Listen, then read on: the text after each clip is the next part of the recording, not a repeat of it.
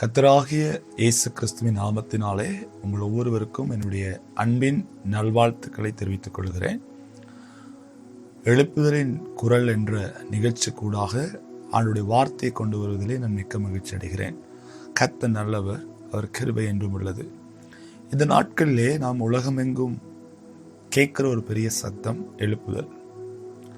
இன்னைக்கு உலகம் பல காரியங்களுக்கு ஆயத்தப்பட்டு கொண்டிருந்தாலும் கிறிஸ்தவ சபை அல்லது கிறிஸ்துவின் பிள்ளைகள் ஒன்றை எதிர்நோக்கி நாம் காத்திருக்கிறோம். அது என்னவென்றால் எழுப்புதல்.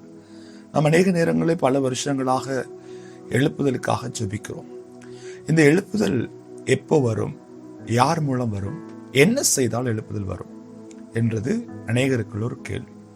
இன்றைக்கு ஆண்டுடைய வார்த்தையிலிருந்து நாம் அதற்கான பதிலை காணப்போகிறோம். எனக்கு பிரியமான தேவ ஜனங்களே, தேவ பிள்ளைகளே, நாங்கள் வேத புத்தகத்தை வாசித்தோமானால் நாங்கள் சங்கீதத்தின் புத்தகம் அதனுடைய 119 சங்கீதத்திலே 25வது வசனத்தை நாங்கள் வாசிக்கிறோம் என்றால் அந்த சங்கீதக்காரன் இப்படி சொல்லுகிறார். ஏனென்றால், என் ஆத்துமா மண்ணோடு ஒட்டி கொண்டிருக்கிறது, உமது வசனத்தின்படி என்னை உயிர்ப்பியும்.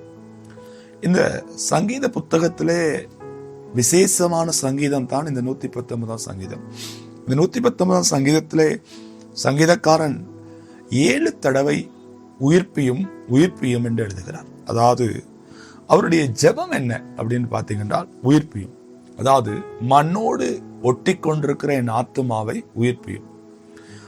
ஏன் அவர் அப்படி ஜெபிக்கணும்? இன்றைக்கு நாம் கேட்கிற எழுப்புதல் என்று சொல்ற வார்த்தை அல்லது ரிவைவல் என்று சொல்ற வார்த்தை எங்கே இருந்து வேதத்திலிருந்து வருகிறது என்றால், இந்த உயிர்ப்பியும் என்று சொல்ற அந்த வார்த்தையிலிருந்து தான் ரிவைவல் அல்லது உயிர்மிச்சு என்று சொல்ற வார்த்தை உருவாகி இருக்கிறது. அப்ப சங்கீதக்காரனுடைய ஜெபம் என்ன அப்படின்னா, கர்த்தாவே, என் ஆத்துமா மண்ணோடு ஒட்டி கொண்டிருக்கிறது, மண்ணோடு ஒட்டி கொண்டிருக்கிற என் ஆத்துமாவை உயிர்ப்பியும் என்று சொல்லுகிறார். உலகத்திலே எழுப்புதலின் தந்தை என்று சொல்லுகிற சார்ல்ஸ் பின்னி என்று சொல்லுகிற தேவ மனுஷன் இப்படியான ஒரு கூட்டை சொல்லுகிறார். என்ன சொல்லுகிறார் என்றால், அதாவது சபையானது மனம் திரும்பி தான் முன்பு இருந்த இடத்துக்கு மனம் திரும்பி வருகிறது என்றால், வறுமையானால் அதுதான் எழுப்புதல் என்று சொல்லுகிறார். எனக்கு அருமையான தேவ ஜனமே, இந்த சங்கீதக்காரன் வேதத்தில் சொல்லுகிறான், மண்ணோடு ஒட்டி கொண்டிருக்க என் ஆத்துமாவை உயிர்ப்பியும் என்று சொல்லுகிறான். மண் என்பது என்ன அப்படின்னு பார்த்தோம்னா உலகம். மண் என்பது உலகம். இன்றைக்கு உலகத்தோடு நம்முடைய ஆத்மா ஒட்டி கொண்டிருக்கிறது என்று சங்கீதக்காரன் சொல்லுகிறான். இன்றைக்கு நாம் பார்த்துக்கொள்வோம், உலகத்தை எடுத்துக்கொள்வோம், ஆனால் ஆவிக்குரியவர்களை எடுத்துக்கொள்வோம், ஆனால் இன்னைக்கு நம்மில் அநேகர் என்ன செய்கிறோம் என்றால் மண் என்ற உலகத்தோடு ஒட்டி கொண்டிருக்கிறோம். ஆண்டவர் ஆகிய தேவன் எங்களை உலகத்திலிருந்து வேறு பிரிச்சிருக்கிறார். எங்களை ஆண்டவர் அழைக்கும் போது சொன்னார் என்ன அப்படி என்றால், நீங்கள் உலகத்துக்கு ஒளியா இருக்கிறீர்கள், நீங்கள் உலகத்துக்கு வெளிச்சம் என்று சொன்னார். அது மாத்திரமல்ல, ஆண்டவர் சொன்ன நீங்கள் உலகத்துக்கு உப்பா இருக்கிறீர்கள் என்று சொன்னார். உலகத்திலிருந்து வேறு பிரித்து ஒரு பரிசுத்த வாழ்க்கை வாழ நாம் அழைக்கப்பட்டிருக்கிறோம். இன்றைக்கு எழுப்புதலை எதிர்பார்த்திருக்கிற நமக்குள்ள இருக்க வேண்டிய முதலாவது குணாதிசயம் என்னென்றால் பரிசுத்தம். ஏன் இன்னைக்கு நமக்கு பரிசுத்தம் வேண்டும்?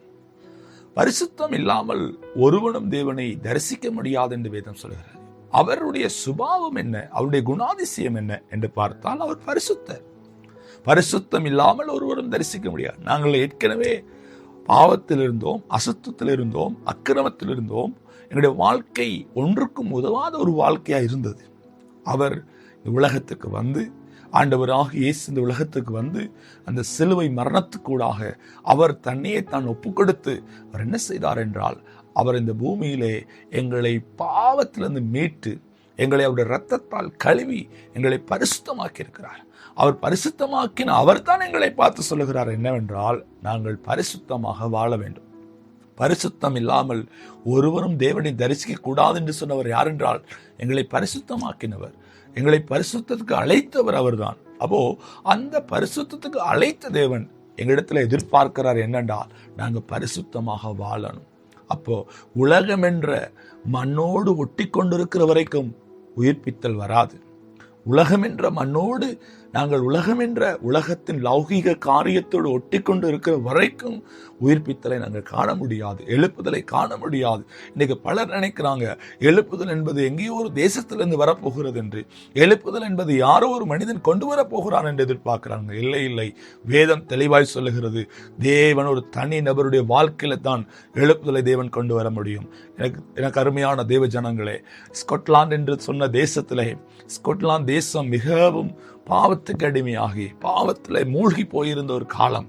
தேசத்திலே மக்கள் குடிவெறிக்கும் போதை வஸ்துக்கும் அடிமையாகி மிகவும் மோசமான நிலையில் இந்த ஸ்காட்லாந்து தேசம் இருந்தது. அந்த தேசத்திலே ஆண்டவர் ஒரு வாலிபனை கர்த்தர் எழுப்பினார். ஒரு மனிதனை தான் எழுப்பினார். அந்த ஒரு மனிதனுக்குள்ள பாரத்தை கொடுத்தார். அந்த ஒரு மனிதன் தேவன் தேசத்துக்காக ஜெபித்தான். அந்த ஒரு மனிதன் ஜெபித்ததினால தான் ஸ்காட்லாந்து இந்த தேசத்துக்குள்ள எழுப்புதல் வந்தது. எனக்கு அருமையான தேவ ஜனமே, இந்த செய்தியை பார்த்து கொண்டிருக்க என் சகோதரனை சகோதரியே, எழுப்புதல் வந்து ஒரு மனிதன் மூலமாகத்தான் தேவன் ஆரம்பிக்கிறவராயிருக்க. ஏனென்றால் தேவன் ஒருவனை கொண்டு தான் பெரிய காரியங்களை உருவாக்குற தேவன் என்ற வேதம் சொல்கிறது. ஒருவனை அல்லவா படைத்தார். அந்த ஒருவனை படைத்த நோக்கம் என்ன? ஒரு பரிசுத்த சந்ததியை உருவாக்குவதற்கு. எனவே இந்த காலை நேரத்தில் இந்த செய்தியை கேட்கிற நீங்கள், தேவனுடைய வார்த்தை கேட்கிற நீங்கள் கொஞ்சம் சிந்தித்து பாருங்கள்.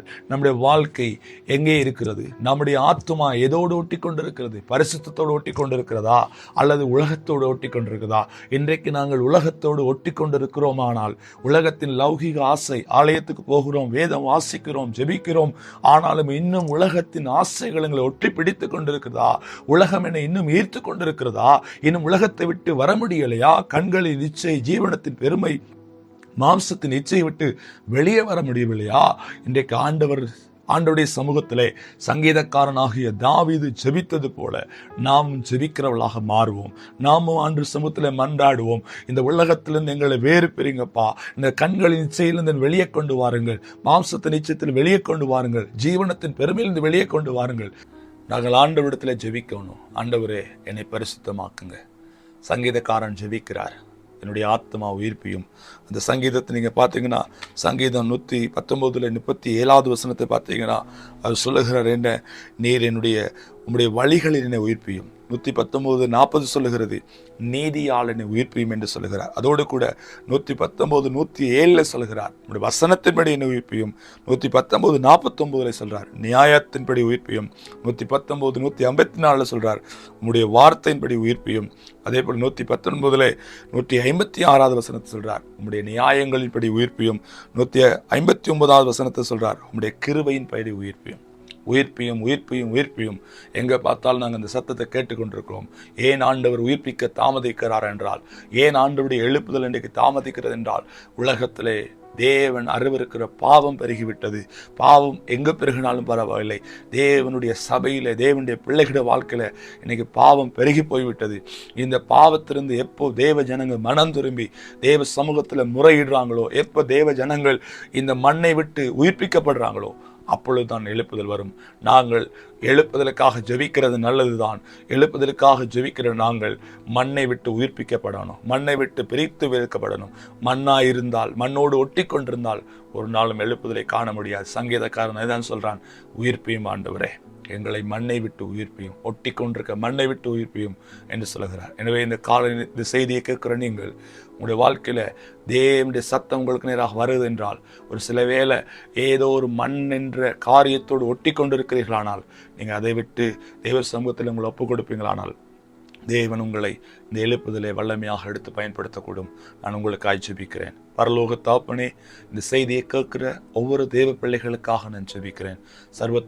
சர்வலோகத்தின் தேவனுடைய மகிமை இந்த செய்தி கூடாக ஒவ்வொரு பிள்ளைகளையும் தொடுவதாக. ஆண்டவரே சுவாமி, மண்ணோடு ஒட்டி கொண்டிருக்கிற ஒவ்வொரு பிள்ளைகளுடைய வாழ்க்கையிலும் ஒரு திருப்பம் வரட்டும். ஆண்டவரே, இந்த மண் ஒன்றுக்கும் உதவாது. அதுவரை அது பிரயோஜனமற்றது. லௌகிக வாழ்க்கை ஒன்றுக்கும் உதவாது. லௌகிக வாழ்க்கையை விட்டு வெளியே வந்து உம்முடைய விருப்பத்தின்படி வாழ கர்த்தர் உம்முடைய பிள்ளைகளுக்கு உதவி செய்யுங்க. ஆசீர்வதிங்க. இயேசுவின் மூலம் ஜெபிக்கிறோம் நல்ல பிதாவே. ஆமென், ஆமென். கர்த்தர் உங்களை ஆசீர்வதிப்பாராக. God bless you.